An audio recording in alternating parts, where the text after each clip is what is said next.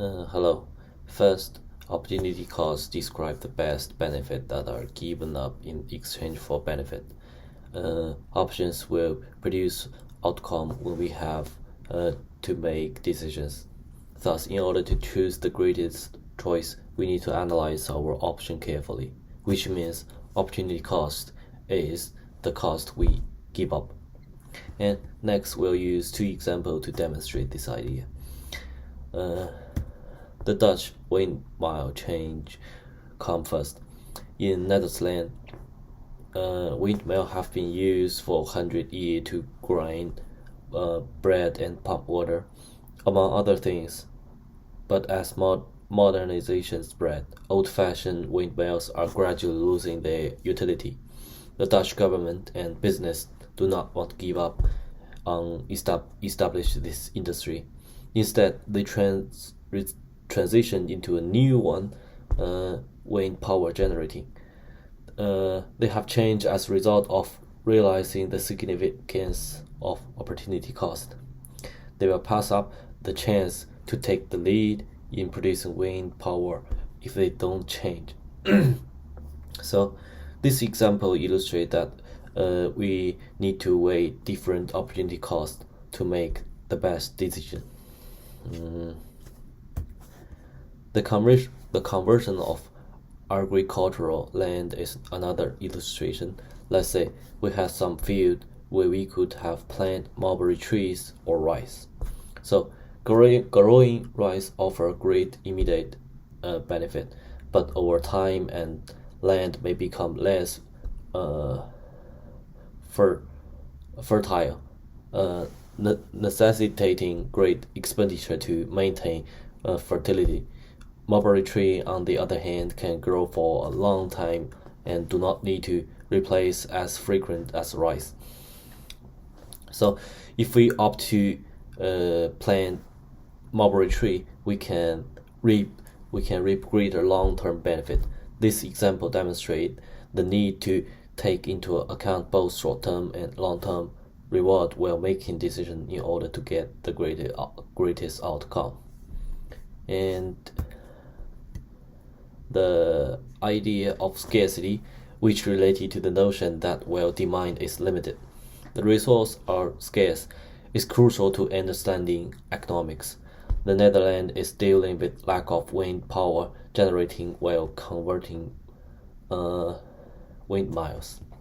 With limited resource, they may generate the most wind energy feasible. Therefore, in order to maximize the output, they must carry out effective resource allocation and utilization. So, the problem shortage in the scenario of farmland conversion is land. If we decide to grow rice, we will need to additional area, which could eventually result in resource waste in the depletion. So, if we choose to plant mulberry tree, we can use the land resource more efficiently and gain more economic benefit in the long run. So, in addition to scarcity, motivation is a key idea in economics. Farmer might only be thinking about immediate financial concern rather than the effect of planting choice on resource of the land. So, in order to have farmer consider resource scarcity and long-term advantage, the government must use incentive mechanism to change their behavior. So, in the Netherlands, the government promote business to engaging in renewable energy, section like wind generation, by developing the necessary law and incentives such as subsidies and tax break.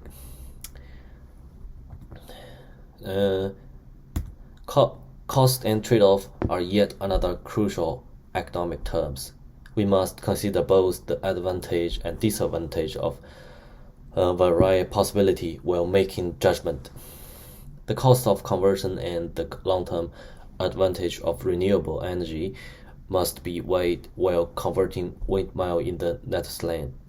Farmer must consider both short and long-term gain, as well as the cost and advantage of cultivating crops in the case of converting line. The modification of the Dutch windmill also demonstrates the significance of trade specialization.